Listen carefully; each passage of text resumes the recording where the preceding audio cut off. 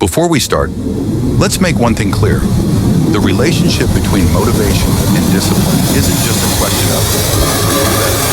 It's a foundational distinction that shapes how you live, what goals you can realistically reach, and most importantly, what kind of internal economy you build for yourself. Now let's examine every corner of these two forces with an open mind and a steady heart. I don't want to convince you of anything. I want to give you a map so you can chart your own path more intentionally. 1. What motivation really is, how it appears, what feeds it, how long it lasts. Motivation often ignites from outside stimuli. You encounter an idea, a line, a moment, and suddenly energy moves through you. You feel your eyes light up, your breath quicken, ideas come in a rush. But notice two things. First, the source of that spark is usually temporary and context dependent. Second, it's often the brain's short-term reward response at work. Powerful, but brief. Your mood, your sleep, your hunger, your environment, all of these affect whether that flash lasts. The important question is, when that spark appears, what do you do? Do you only feel excited and wait? Or do you deliberately convert that energy into something useful? If motivation gives you a start, accept it. And remember, the matchstick that comes with it is short-lived. 2. What discipline really is, how it's built, and why it's reliable. Once discipline is established, it carries you beyond moods. Discipline isn't merely grit, it's a set of choices about which small behaviors you repeat. Building it takes time because you're rewiring automatic behavior systems in your brain. But once behaviors turn into habit, they continue without needing motivation. That's why discipline is reliable. When the lights go down and the excitement fades, habits still run. Don't fall for the idea that discipline makes you robotic.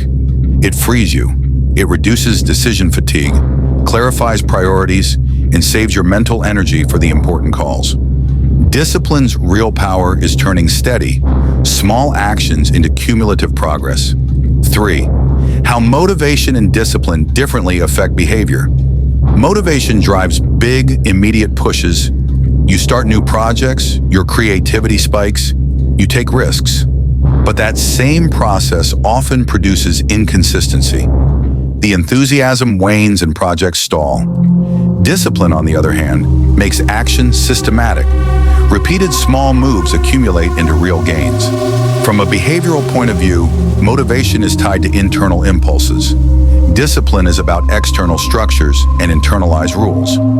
You'll notice the difference. When you're motivated, you want big leaps. When you're disciplined, you take modest, deliberate steps and keep moving forward. Motivation entices you into action. Discipline converts that enticement into sustainable outcomes. 4. The fragile sides of motivation and the limits of discipline. It's important to recognize motivation's fragility. If the excitement doesn't return, your resolve can crack. And underestimating that is a big mistake. But discipline has its limits too. If you lock yourself into an overly rigid routine, creativity and flexibility suffer, and your sense of meaning can dry up. The answer isn't either or, but balance. If you rely solely on discipline, the purpose behind your work can fade. If you rely only on motivation, nothing finishes. Balance means letting discipline take over when motivation cools, and letting motivation warm up your steady practice from time to time. People who miss this tend to live at extremes, chasing constant newness with half-done projects, or grinding mechanically without feeling alive. 5. Inner dialogue and decision-making. How your mind negotiates motivation and discipline. The most revealing thing is your internal conversation. When motivation runs high, your inner voice says, "Yes, I'll do this now. I'll change everything." When discipline is on, it sounds steadier. "Let's do 10 minutes, then we'll check." Learning these voices is essential because many procrastination traps come from misdirected internal dialogue. "I'll do it when I feel better" is a common trap. Discipline reduces these excuses by automating behavior. Motivation supplies the sense of purpose and emotional fuel. Don't fight those voices. Assign them roles. Motivation brings ideas and meaning. Discipline turns them into work. 6. The outcome. when each one actually performs best if your goal is a disruptive change, a bold new direction, or a creative leap. Motivation is highly effective. It pushes you to think big.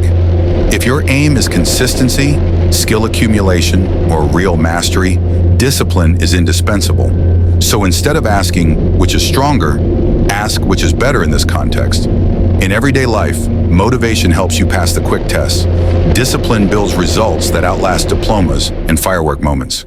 The final measure of success is how well you translate the force of motivation into a discipline that endures. 7. Psychological and practical gains of a balanced approach. Balance preserves your mental health. Without motivation, discipline becomes a hollow routine. Without discipline, motivation scatters. Psychologically, balance gives you both energy and steadiness. Practically, it allows you to chase opportunities and make them sustainable. Crucially, that balance must align with your values and goals. What works for someone else may not work for you. Your experiment is unique. Find the blend that fits your life. 8. So what should you do? A short, deep guide to decision-making. I won't drown you in tactical prescriptions. The real decision is simple. If a surge of energy hits you, use it to start. Then build a frame to keep it going. If that surge is missing, rely on discipline. Commit to one small action and do it. Most often, that action will reignite your motivation. Like everything, this takes patience. Think of motivation as fuel and discipline, as the fuel line that keeps the engine running. When you understand how these two relate, you'll know what to do.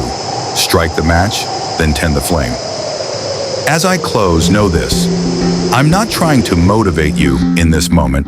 I want to give you a workable way of thinking.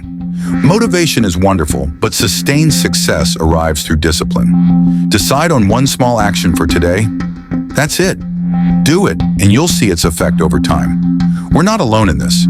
Everyone who accepts the same reality and acts will, like you, build substantial change through small, steady moves. Now ask yourself, what exact minor step will you take today? Pick one, do it, and watch what changes.